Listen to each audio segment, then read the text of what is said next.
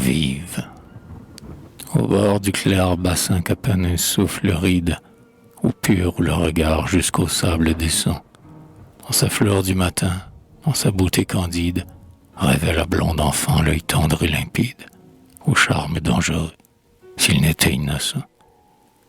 Parmi les roseaux verts tout frissonnant de joie, la Vierge était penchée, aussi belle qu'amour, et, sous sa blanche main qui s'y joue et s'y noie, grain de mil, grain de blé dans sa poche de soie, roulé avec le pain de son repas du jour. Et sur le bleu vivier, dont l'eau sans bruit s'écoule, tandis qu'elle semait les miettes de son pain, tantôt, sur les gazons que pas un pied ne foule, grain de blé, grain de mil, volaient en foule, nuages dispersés par un jeu de sa main.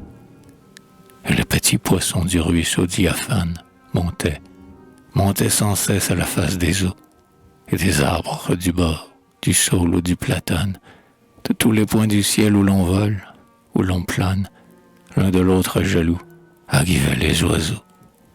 Et ces pillards de l'air, fondant sur la curée, des 1000 graines d'or enlevaient le butin, et les petits poissons de la nappe azurée, bandes aux vives couleurs, au régal attiré, se dérobaient entre les miettes du festin.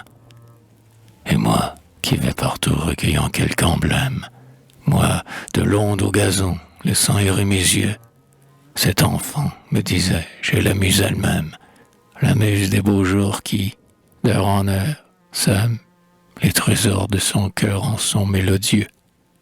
Et ces troupes d'oiseaux, cet sein des eaux vives, sont les âmes d'un peuple courant au doux son. Ah, muse, chère encore à tant d'âmes naïves, que du moins le banquet soit digne des convives, et que ni miel ni fleurs ne vaillent tes chansons.